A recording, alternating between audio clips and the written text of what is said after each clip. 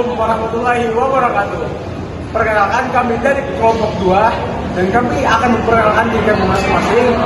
Nama saya Muhammad Fadel Almaret dari kelas B. Saya di dari Saya Fitri Novianti.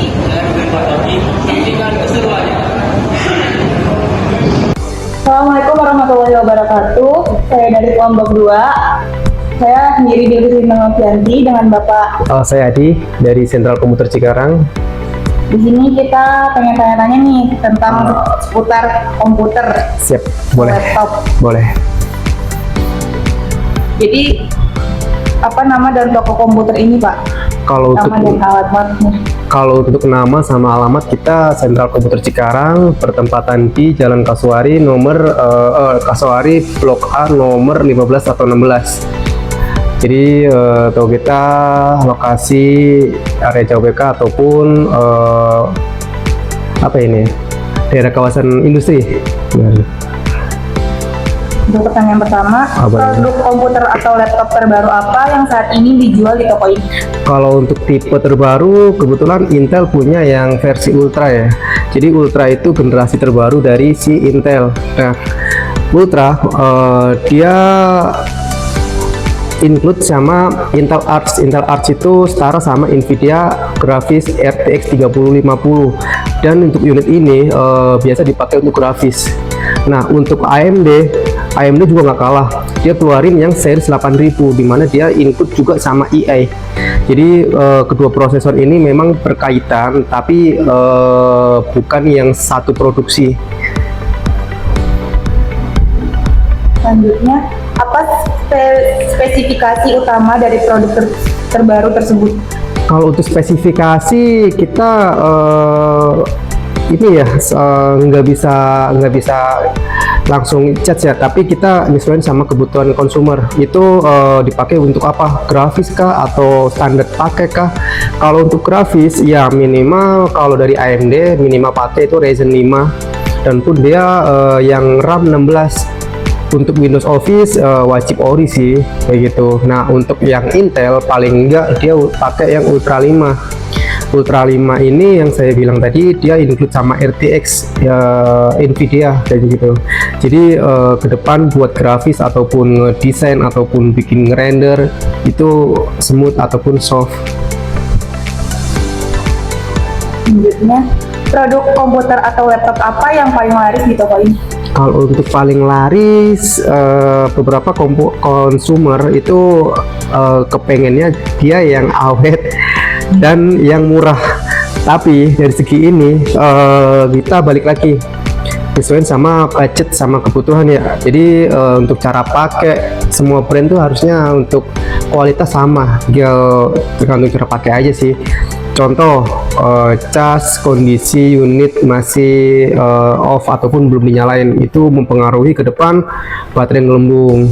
Ataupun mode sleep bisa dipakai tapi nggak bisa yang untuk jangka panjang. Dia paling ya antara 5-10 menit masih oke. Tapi kalau misal beberapa orang yang pakai mode sleep dari malam sampai pagi itu berkelanjutan, ya untuk LCD pasti nurun secara kesehatan. Pertama, fitur fan dia nggak bakalan nyala.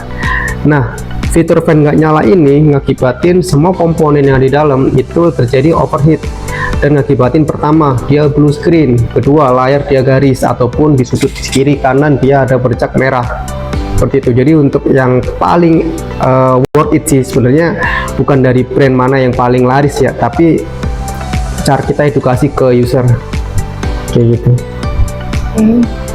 Selanjutnya, masalah after sales apa yang paling sering terjadi setelah pembelian komputer?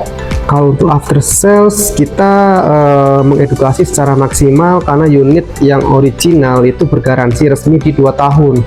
Nah, untuk garansi 2 tahun ini beberapa dia include sama asuransi ataupun ADP, Accidental Damage Protection. Jadi dimana kalau misal unit ada kesalahan pemakai dari end user, baik pecah layar ataupun ketumpahan air, itu masih free garansi. Beberapa tipe yang premium, tapi untuk tipe yang standar itu beberapa dia cuman include ADP ataupun Accidental Damage Protection di 1 tahun awal. Jadi secara after sales kita tanggung itu unit di 2 tahun. paling kita kasih edukasi untuk unit-unit standar di tahun kedua, diusahain untuk cara pakainya lebih apik ya, nggak sampai kejadian ketumpahan air ataupun pecah layar. Nah, untuk beberapa yang kurang paham sih, untuk case-case yang sering kesini ataupun setelah pembelian itu dia nggak yang terapin setelah mati ataupun dia charger kayak gitu. Jadi beberapa yang nggak paham, dia charger kondisi mati terus modus dipakai kayak gitu. Itu sih yang sering kejadian kalau misal beberapa unit trouble, kayak misal ya blue screen atau dia black screen kayak gitu.